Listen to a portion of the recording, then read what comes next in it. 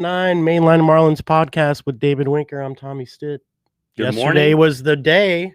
Yes, what a nice day that was. We were there, 6-1 final. A couple really nice swats. In fact, Jazz Chisholm on pitch 2 of the game takes 1 yard. And he took it. It was interesting. I want to back up. What did it feel like, Tommy, when you pulled into the parking lot and you saw the fans? Oh, like I had tingles on my skin. Yeah. I got to tell you something. I'm not exaggerating. It was very interesting. I've been to Hard Rock for a Canes game during all this, and it didn't feel good. Right. It felt weird, and it felt like I guess it almost reinforced the crisis because the way it was and the intensity. Right. And like when you got out of your car at Hard Rock, they're like, you can't bring anything. Like they were right in your face.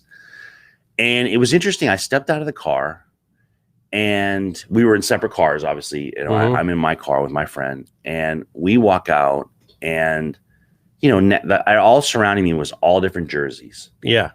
And it was like, oh, these are just baseball fans coming out to watch baseball, right? It wasn't just a bunch of Houston fans. It wasn't just a Marlins fans. We'll get into the Marlins fans in a second. I thought there was a good turnout of Marlins fans. But yeah, it was interesting walking in there. And I would encourage anyone who gets a chance to go to a game because my overall experience was incredible. Like I felt very comfortable. The way the pod system works where you sit with your people. Yep. And then they had the other seats where you couldn't sit there no matter what. Yeah, they had a tie wraps around. Yeah. So you couldn't even spread out within your own group. But it felt, very comfortable. And it was interesting being there. Everyone's excited. The game starts. Second pitch of the game. Boom. Yeah, it was really interesting. And I mean, and the other guy that he's in competition against at second base is San Diaz. He didn't do anything. Nothing. I think he had 2 strikeouts. Yeah, it'll be interesting to see what he can do with that momentum. After the game, he was on social media. There's some great videos of that SWAT. Yeah. Really I loved it. Really nice. Yeah, and then another guy that we talked about, top prospect JJ Bleday, he blasted one also. Yep. And then Lewis Brinson. So those were our 3 big hits, and then I think Birdie was 2 for 2. Yep. Yeah, the offense was on point. I want to talk about pitching with you. Yeah. The pitching expected. It's the first game of the year, but the pitchers all struggled on both sides. Yeah. Control wise.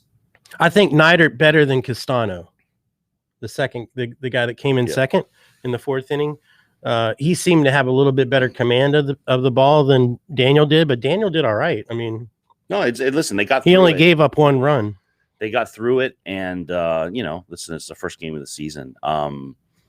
To be out there and like I said, they gave it 1 run. I mean, it's like bend but don't break. And it had a feeling of that. But that's a cool ballpark. I like that place. I don't like the $14 beers. That was a little extreme. It's interesting. The other thing I would say to everybody is like we were laughing during the game. The pitch, the radar gun was off. Oh yeah, I saw one that said 38, 36. I saw. I mean, I could hit that. I think my 8-year-olds, some of them throw 38. Yeah. But yeah, that was broken. And it was funny. I had a great spring training incident. It's like, you're in that place looks beautiful, right? I mean, it's brand. What is it? 2 years old now. It's so brand new. But I'm in line, and it's just like it's like some fish platter. So it took 15 minutes. I watched the home run from the concession stand, which I had a great view of it. But the point is, it's like I ordered a Sprite. I drank the Sprite. The Sprite was flat. I said, "Hey, this is flat. Like, let me get this." I figured it was flat. I was like, "Let me have this, like, whatever the tropical juice thing is." The tropical juice came out. It was just water. It didn't have any flavoring. Like, give me a Gatorade. Like red water. And it was funny. And then like all the guys around me are in line. They wait in that line. They get up there, and the guy be like, "And there's no beer." So it was funny. It was funny watching them work out the kinks. Yeah, we had to go all the way around to left field to that bar over there to get. Oh, and I was in the store beforehand because we got there early. Just wanted to see the new gear and stuff. And like they just had to say over and over again, "We don't have the gear yet. We don't have the gear." They had 2020 gear for sale. Oh no! What's wrong with those guys? Houston. Well, we said there's like you can look at it one of 2 ways, right? It's like you had a year to get ready for this, or you can be charitable and be like, "Well, this is the first game." Right. I was just happy to be there. I didn't care. Even when it started to sprinkle for a few minutes, I was like, who cares? We're still going to play. Yeah, it's interesting too, because I got to tell you something. Being outside, it feels good. I think there's just this feeling of like that. It was windy. It was beautiful. No one was near us. The nearest people were 25 foot away, 30 foot away. Mm-hmm. So it felt good. And I got to tell you something, like there's something about, seeing the kids. Like I couldn't bring my daughter because she had something else that she had commitment, but seeing all those kids around us and I want to talk about the Marlins fans for a second. It was interesting seeing the kids all get balls. I love the balls. I went down there to try to get one. I ran down there. I think I might have run over one little guy. Sorry, but I'll tell bro. you, what I loved at the end of the game, we were in the cheap seats. But awesome view. That wasn't cheap, not at all. No, there's not a bad view. You can sit in the berm out there, and it's great view. But it was interesting because, as they were walking off, you just heard the fans, and there's a lot of Marlins fans, and the Marlins fans were loud. Yep. And yelling, just go fish. Yeah. Go fish. And it was funny seeing the players, like it's funny. We think, they're professional athletes, whatever. And I saw them look up and they were like, yeah, man, like, yeah, the fans are here. Like you could see they genuinely were interested in what was going on. Because those guys had cardboard cutouts for fans for the rest of the season after March. Yeah. So, yeah, it was cool seeing it. Everyone's calling out players by name, like Chaz.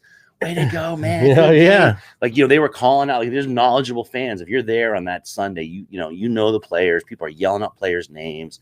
Good job, Castano. Way to stick in there. Yeah. And I could see the players like looking up, like, who's talking to me, and it was cool. Yeah. And if you want to see some of the pictures, I posted a bunch of stuff on Mainline Marlins Instagram, which is at Mainline Marlins, and Twitter also. So there are a bunch of cool pics. What do the Marlins have to do to build on yesterday? They got the Mets today. They got the Mets. Sandy's going to start for us today. This is home game. Home game in Jupiter. 1:05 start.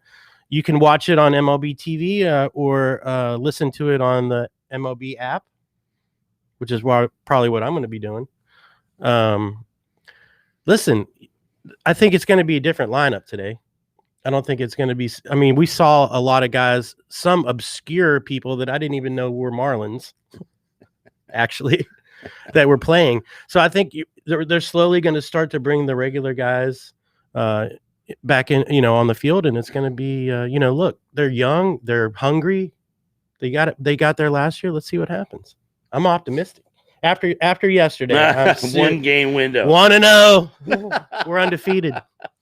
We're undefeated. So yeah, 1:05 start today. Let's see what happens. But you can't be upset about Jazz's performance, JJ Bleday's performance, both young prospect guys that are trying to make the roster, and let's just go from there. And I think that's going to start some fire in some of these other guys that have been kind of struggling over the near the end of the season last year, bat wise.